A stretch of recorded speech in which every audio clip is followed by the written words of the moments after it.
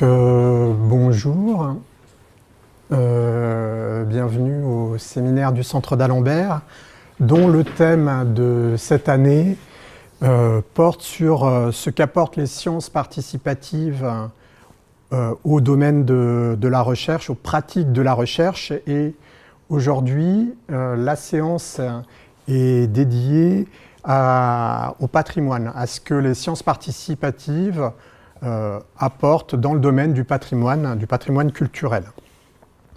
Donc aujourd'hui, nous avons le plaisir de recevoir Marta Severo, qui est présente ici, ainsi que Edwige Mott en distanciel.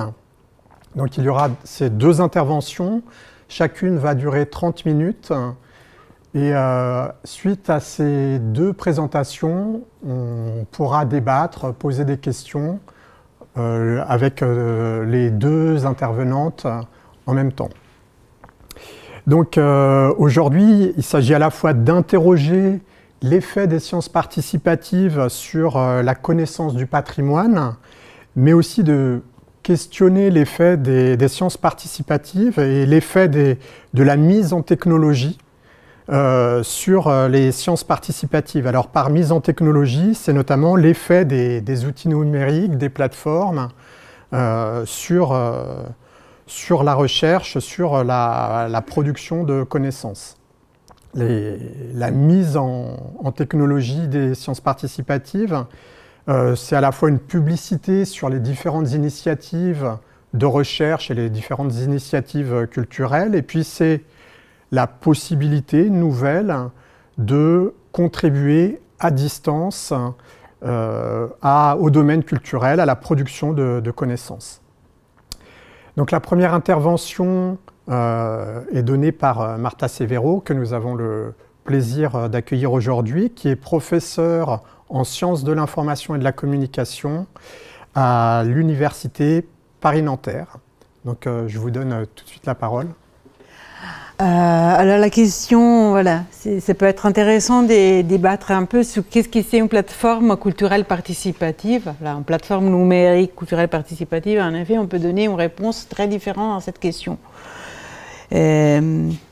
Je ne sais pas qu'est-ce que vous avez en tête. Alors, des personnes pourraient penser à Wikipédia. Wikipédia, là j'ai mis ça c'est la page du tango, parce qu'en effet en France il y a un projet pour lequel tous les patrimoines qui sont inscrits au patrimoine culturel, à la liste du patrimoine culturel immatériel de l'UNESCO, ont une page Wikipédia qui a été construite par des bénévoles ensemble au ministère. Mais d'autres personnes pourraient, voilà, et en effet, ce type de plateforme, si on l'appelle comme tel, a un impact très important sur la perception des patrimoines, et aussi, on peut voir qu'il y a, voilà, des milliers de personnes qui contribuent à la création de cette page. Voilà. C'est pour ça qu'on parle des participatives. D'autres personnes pourraient penser plutôt aux médias sociaux, et notamment à des comptes de médias sociaux qui sont créés par des institutions. Là, par exemple, c'est les comptes Instagram du Musée du Louvre, qui deviennent des espaces d'interaction entre les publics et l'institution même, avec aussi des formes d'interaction qui pourraient faire susciter du débat. Ça, c'est les comptes TikTok des musées des Uffizi, qui a été connu comme le premier musée qui a utilisé massivement TikTok, et voilà, les comptes sont encore très actifs. Ou la réponse peut-être que vous aurez donnée le plus, quand on parle des plateformes participatives culturelles, on pense à des plateformes des sciences participatives, c'est-à-dire des plateformes qui sont créées par des institutions culturelles, dont notamment les archives sont les institutions qui sont les plus anciennement actives dans les milieux de la culture avec ce type d'approche. Et ça, c'est les blogs des archives nationales, voilà, où une personne peut s'intéresser à un projet et faire de la notation collaborative.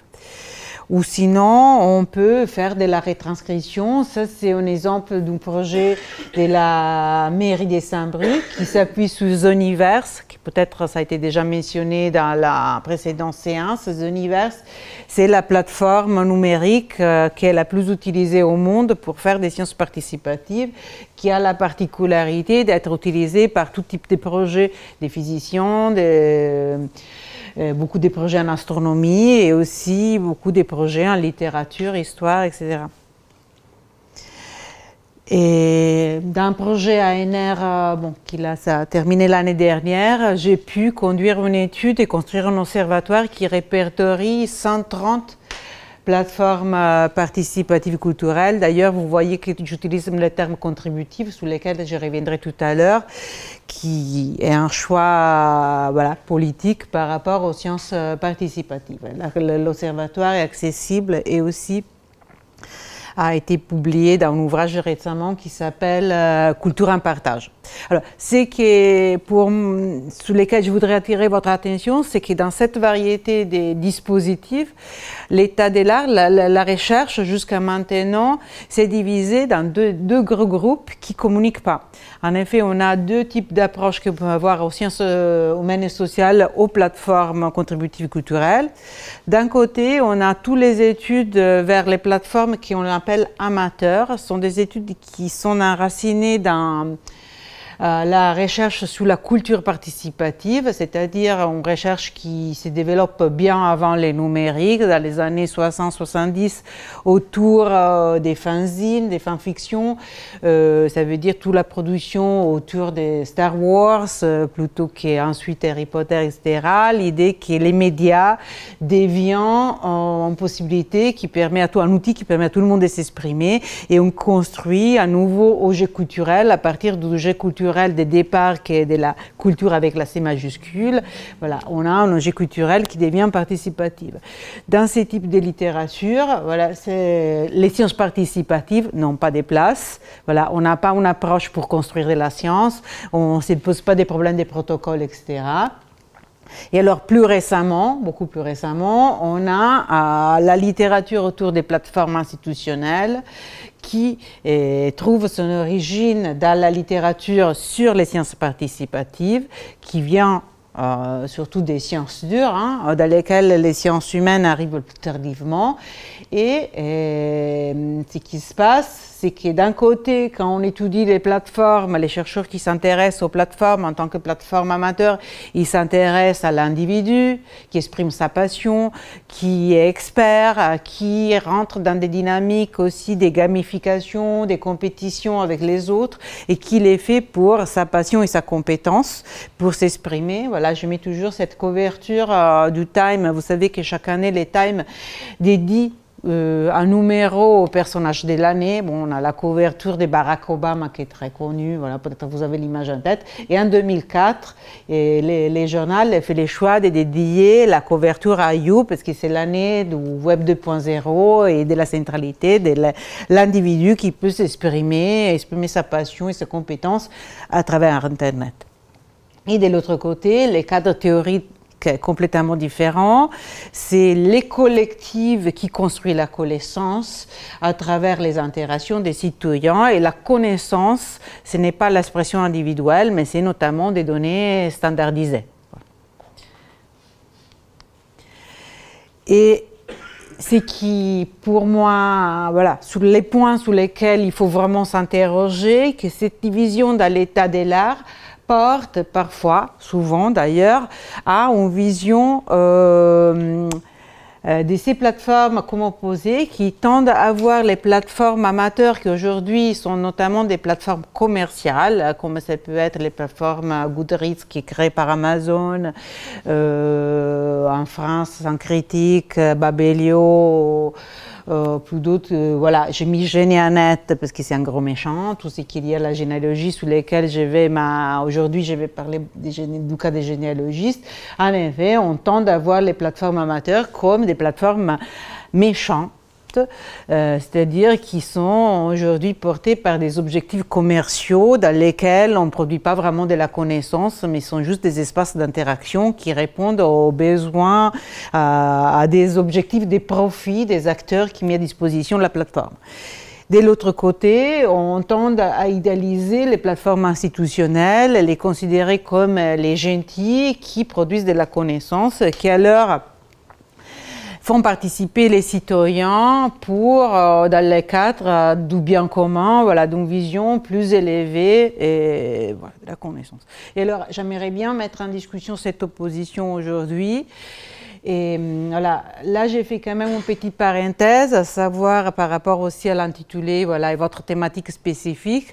Il faut savoir qu'en France, dans les milieux de la culture, on ne parle pas vraiment des sciences participatives, mais on a une autre étiquette, mais bon, je l'ai dit juste pour être clair sur le fait que je parle de la même chose.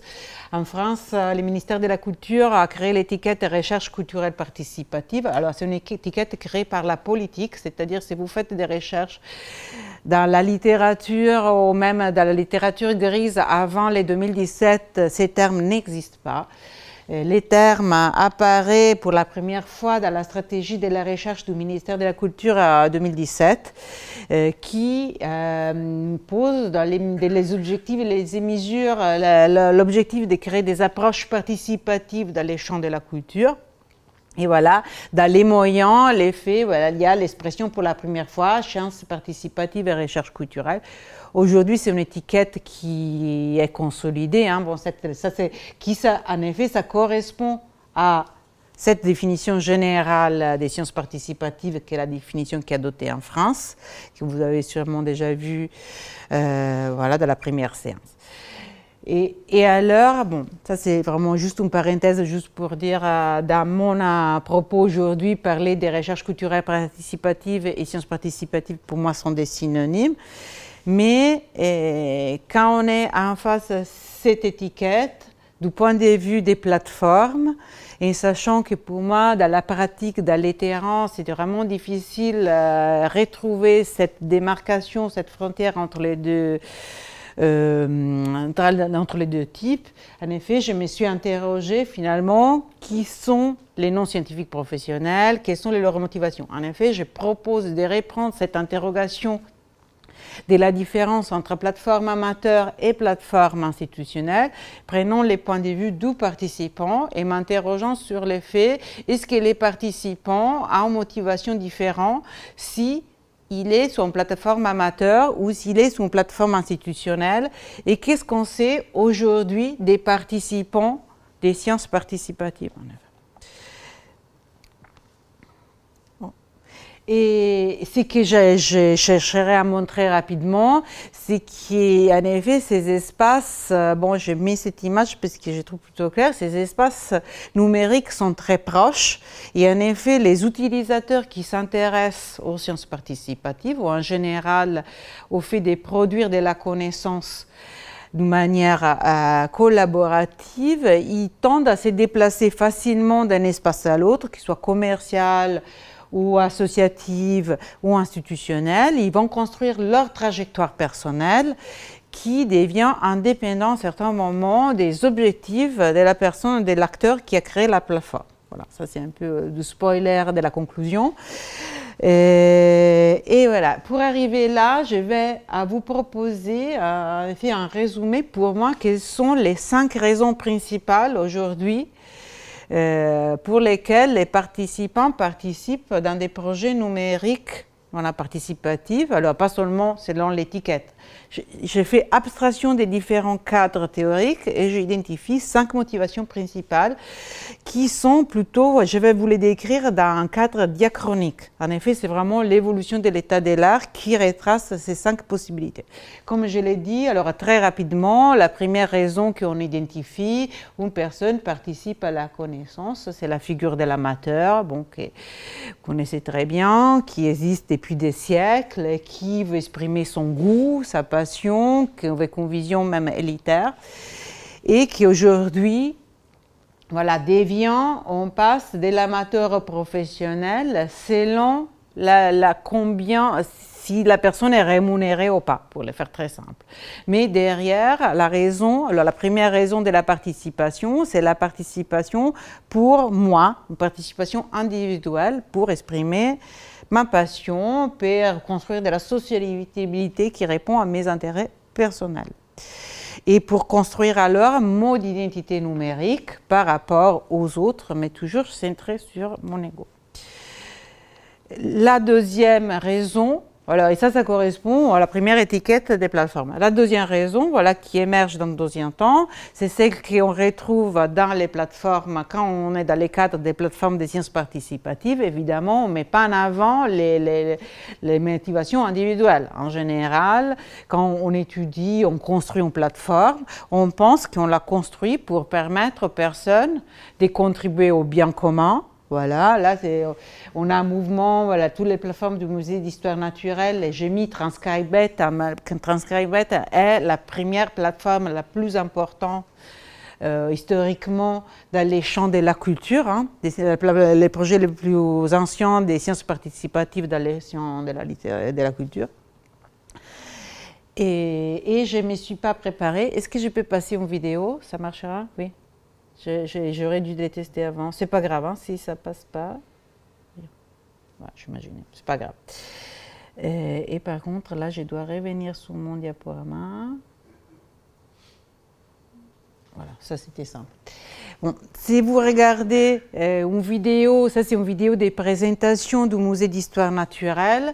Quand les musées d'histoire naturelle présentent ces projets, par exemple le Bird Lab, c'est un projet dans lequel vous pouvez construire des mangeoires pour observer les oiseaux qui viennent et après avec une application vous tracez à quelle heure ils viennent, à quel moment de la journée, etc. Dans les lexiques, dans l'univers sémantique sollicité du muséum, c'est un univers qui vous dit on vous apprend à faire ça, vous suivez les protocoles. En effet, il y a une dynamique d'incapacitation, d'empowerment, c'est-à-dire vous participez, vous allez sous la plateforme numérique, sous l'application, parce qu'en effet, moi, institution, j'ai une connaissance que je peux vous passer autour des oiseaux, autour des plantes, etc. Et vous les faites, oui, pour contribuer à la connaissance, et vous pouvez les faire parce que moi, je vous donne un protocole, vous les suivez. C'est-à-dire qu'on est dans une rhétorique complètement différente de la première motivation. Et les deux tendent à se construire de manière complètement séparée. C'est-à-dire, un acteur commercial ne penserait jamais de sortir des dynamiques d'empowerment dans sa communication. Et de l'autre côté, une plateforme institutionnelle difficilement mettra en avant les motivations individuelles dans la rhétorique construite autour d'une plateforme. Et cette dynamique voilà, là c'est pour arriver à mon terme contributif, il faut savoir que bon, si vous allez vous avancer dans votre séminaire, vous découvrirez qu'en France, on parle, si on devient un peu militant, rapidement on glisse des participatives à contributives. Et le terme contributif vient des travaux de Bernard Stiegler qui considérait que quand on fait de la participation, on doit aussi construire un modèle économique. En effet, l'idée des contributions indique que les citoyens doivent avoir un retour aussi économique de sa participation. Bon, je ne vais pas plus loin, c'était juste pour expliquer.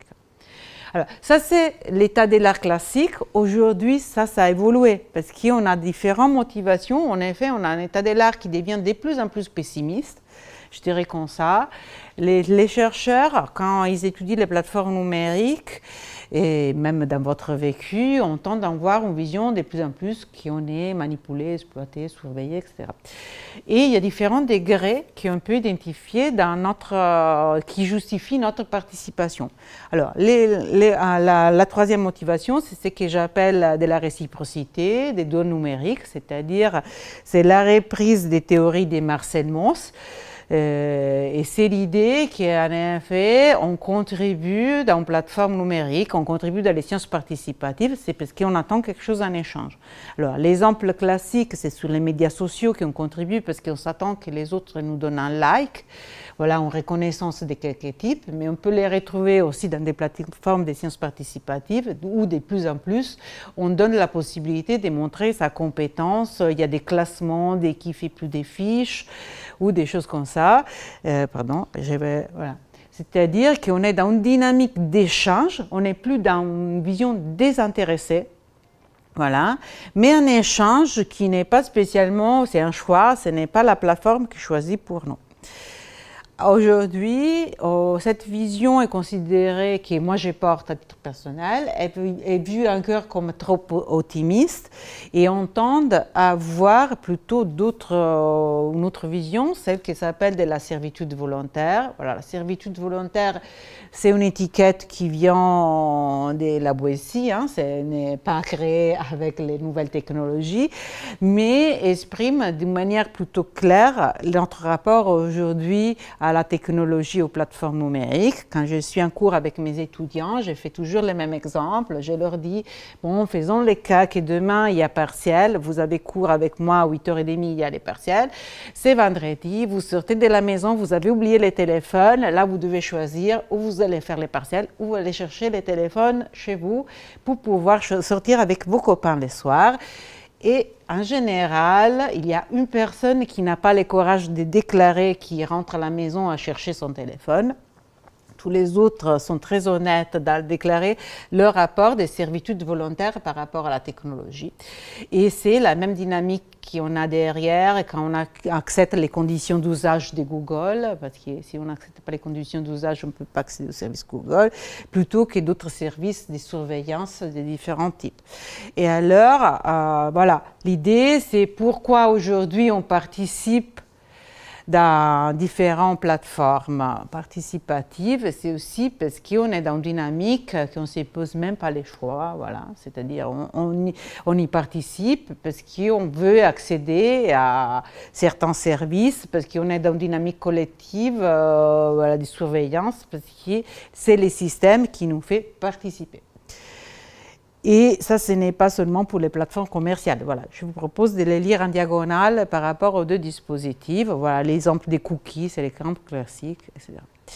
Et c'est l'idée. Et là, on glisse rapidement vers la dernière, que c'est les digital labor. Alors, par rapport à la servitude volontaire, la nuance qu'ajoute les digital labor, c'est l'idée qu'on fait du travail qui devrait être salarié. C'est-à-dire que ce n'est pas simplement un problème qu'on est exploité dans le sens qu'on n'a pas le choix d'utiliser la technologie ou pas, parce qu'on est dans un système dans lequel on se retrouve obligé pour X raisons, mais aussi notre contribution, ça devrait être rétribué.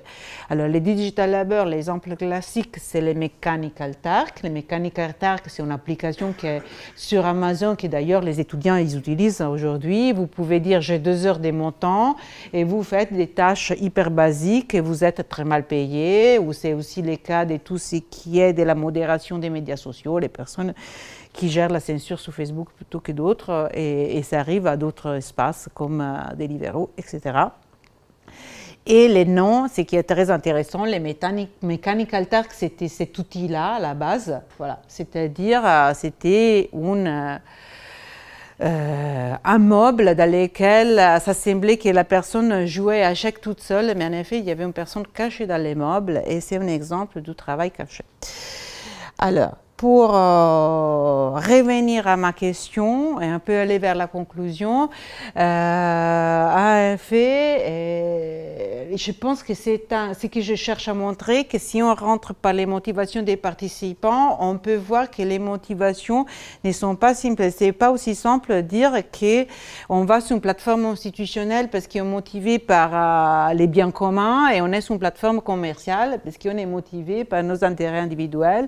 C'est beaucoup plus compliqué que ça. Les problèmes de servitude volontaire et digital labor émergent dans tout dispositif numérique, et ce qui compte, c'est vraiment notre trajectoire personnelle.